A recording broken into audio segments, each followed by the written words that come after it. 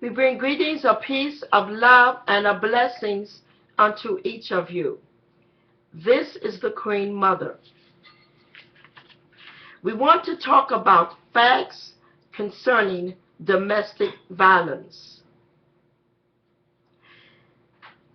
And it comes up under the information of how to brainwash a nation. The elimination of domestic violence against women and young girls can only be done with the truth and the facts. In time, it takes me to read this paragraph. Millions of women and young girls would have been raped, beat, and abused. We have a problem in this world. And it's not just an African problem, but it's a world problem. Lying, covering up, and dodging the truth will not make it go away. Far too many women and girls live in fear day in and day out. The World Health Organization reports that an astounding 1 in 3 women worldwide experience physical or sexual violence. In some countries, that rate jumps to 70%. Even though we know that there's a problem that could be worse in some countries, we know that this problem, violence, abuse, and disrespect towards women and young girls, it is a worldwide problem. We all must work for the transformation, change to reduce and stop the abuse of our women. This cannot and will not be done if we cannot bring awareness as it is. And bring awareness as it applies to the facts and to truth. I would like to say this, that awareness is not awareness if it's not surrounded with truth and fact. I've noticed in this world today that a lot of people say they want to bring awareness to abuse, but they don't bring it with truth. They don't bring it with facts. It is time out for that. If we want to make a change and a difference in this world, we're going to have to do it with truth. Not with cover-ups, not with hiding the facts and just coming up with something that sounds good. I would like to say this. Truth don't sound good. Truth creates enemies. And it makes you a sitting target for hate. But what are we going to do? Are we going to throw the truth away just because people won't like us? I don't believe in that. I believe in telling the truth and being honest, regardless to what the price is. You have to pay for that. We have to apply the facts and the truth. Leaving the truth out of awareness is what brings us to where we are today. With the death and abuse of so many women and young girls. To prevent this kind of human suffering and address domestic violence, rape, bride marriages, bride burnings, and death, and other kinds of violence and abuse against women and girls, it is now time for truth and awareness as never before. And many that cannot face the truth will have to watch their own daughters suffer the same abuse that so many women have suffered. If you don't want your daughters, and if you don't want your granddaughters to suffer the same abuse that many young girls and women have already suffered, then it's time not to cover up the truth. It's time to bring the facts. It is time to bring it on as never before and bring awareness that is coming out of truth and fact. And that is what Queen Mother is determined to do, and that is what I'm going to do. We would have to watch their own daughters and their own granddaughters suffer the same if we don't bring the facts of true awareness. If we keep doing what we have been doing, it gets us where we are today with the abuse, rape, and disrespect of women and girls. Together, we can change the status quo and create a world where domestic violence, rape, and other forms of violence against women and girls become a thing of the past. It is now time for truth and real awareness as needed before. As it's never been needed before, this is time for it. Our world is in a state of emergency, and now is the time. Let me read something that is globally, and this is very true. And for those people that don't get out there and apply themselves, they don't know this truth. But keep in mind that globally, 35% of women experience sexual, physical violence each year. 3 million girls face the risk of female genocide or cutting off their sexual organs.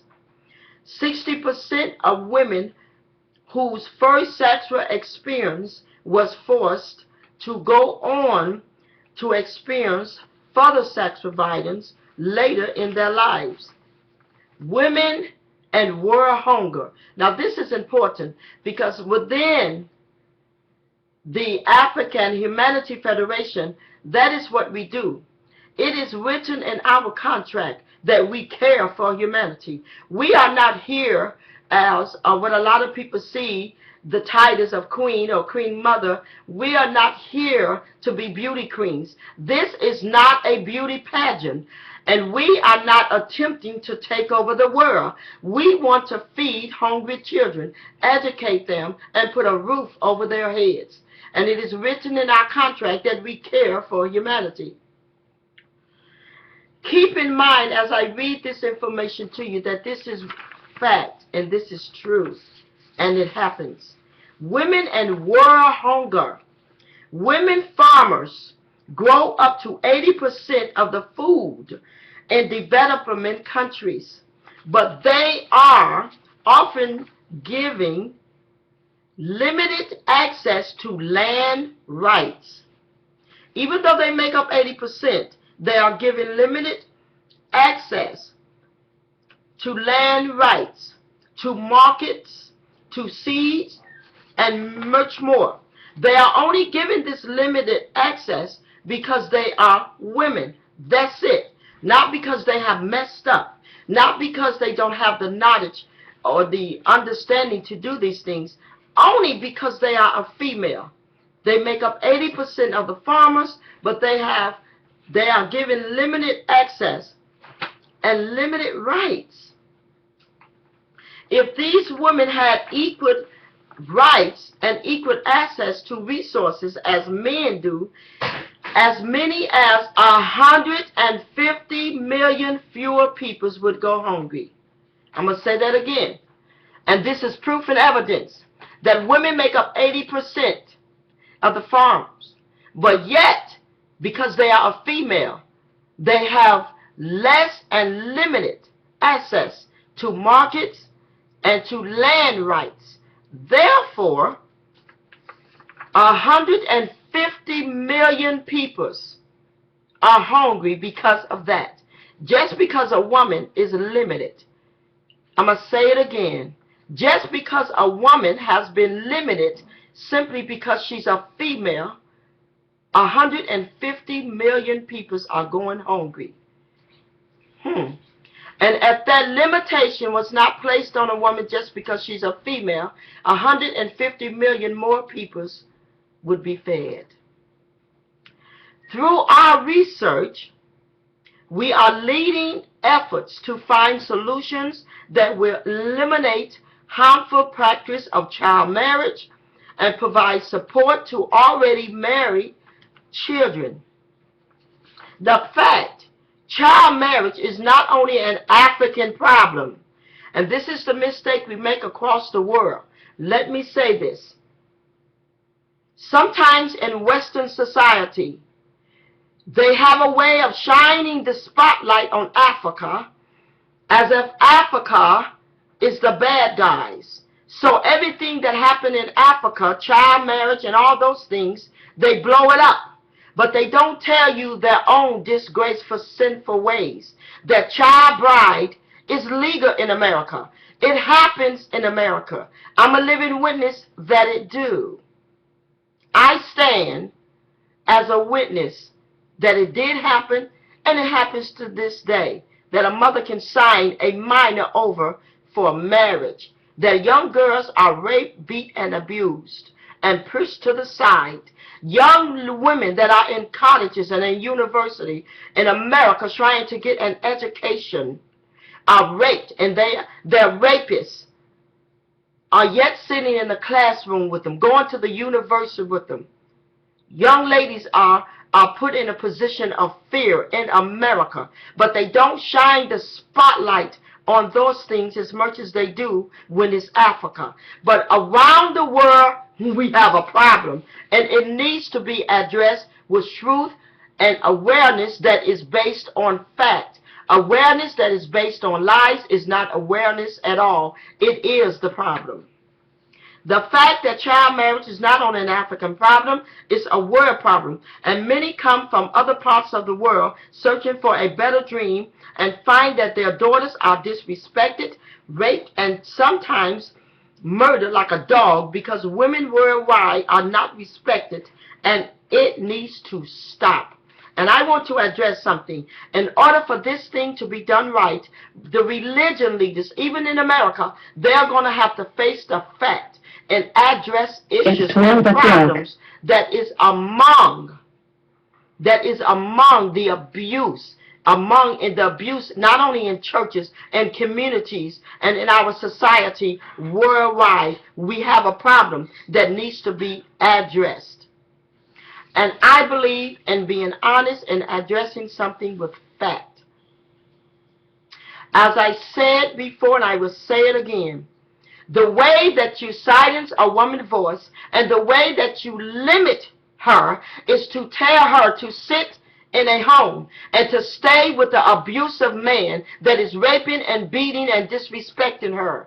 Many of these religion organizations, not all of them, I know all of them don't do it, but many of them do. They tell a woman to stay in a home with a man. Sometimes I've seen men raping the daughter, staying married to the woman, raping and beating on the 9, 10, 11, 12-year-old daughter. The daughter goes to the a religion organization for help, and they tell her just sit there, continue to be beat, continue to be raped, continue to be disrespected, and wait on Jesus. When you do that, you limit a woman's ability to seek help. You silence her voice. Her voice is silenced because she's waiting on Jesus to fix it. Well, she can fix it by having enough self-respect to better her life and the life of her children, getting up, not only gaining an education, but seeking refuge and help.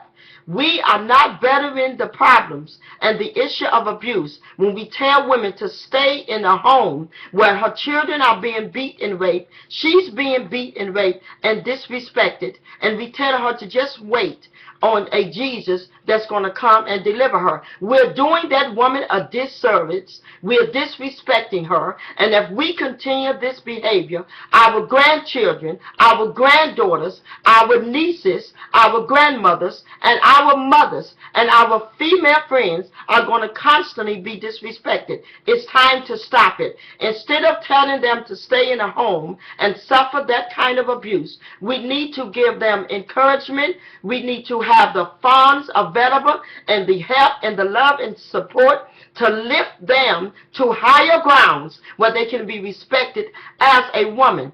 Sometimes we're waiting for Jesus and God to do things that we need to do ourselves. Keep in mind, that everything I say is out of pure love.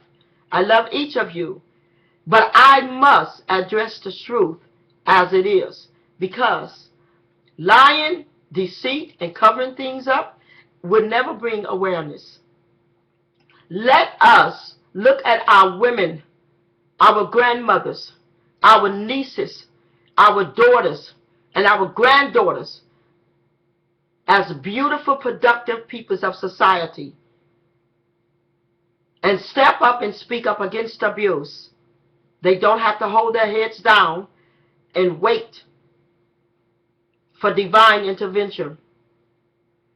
They can rise from the dust today and say, I am a productive person of society and I deserve respect. It is time. This is Queen Mother. I bring blessings to each of you. So long.